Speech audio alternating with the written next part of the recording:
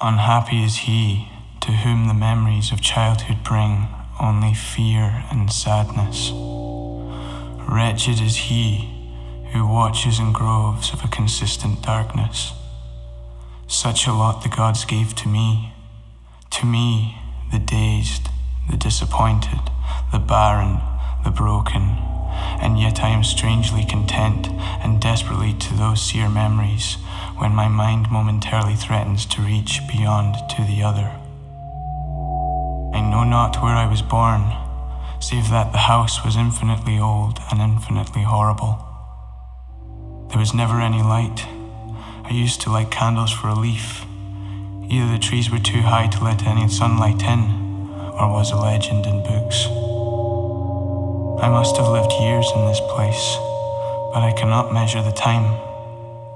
Beings must have cared for my needs, yet I do not recall any living person except myself, or any living but the noiseless rats and bats and spiders. I think that whoever nursed me must have been shockingly aged, since my first conception of a living person was that of somebody mockingly similar to myself, yet distorted, shriveled, and decaying like the house. I would dream for hours about what I'd read in the books. I would longingly picture myself amid gay crowds in the sunny world beyond the forest. I wondered what was above the canopy it scaled above. Once I tried to escape from the forest, but as I went farther from the house, the shade grew denser and the air more filled with brooding fear. So that I ran frantically back lest I lose my way in a labyrinth of nighted silence. I learned all that I know from what I read in the books. No teacher urged or guided me.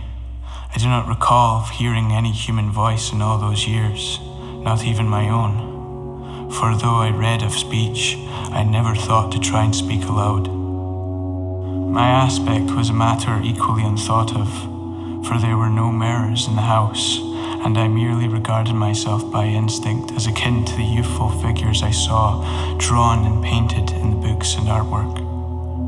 So through endless twilights I dreamed and waited, though I knew not what I waited for. Then in my solitude, my longing for light grew so frantic that I could rest no more. I resolved that I must go back to the ivy-covered area. The sense of terror and brooding curiosity that the place emitted had me to believe that there's more to investigate. Of all the ruins and fallen trees I had encountered before in these damned woods, this one seemed to ascend above the heavens.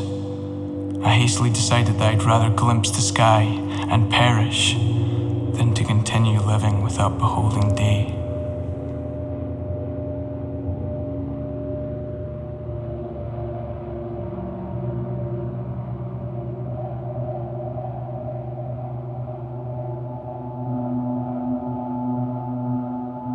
The greatest ecstasy I ever felt fell over me.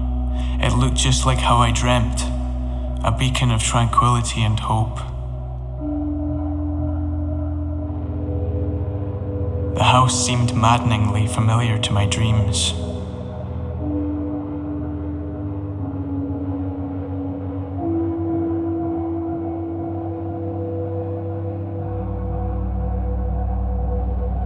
They were an oddly dressed couple.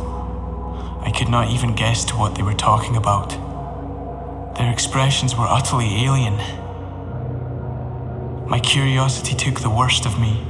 I had to investigate.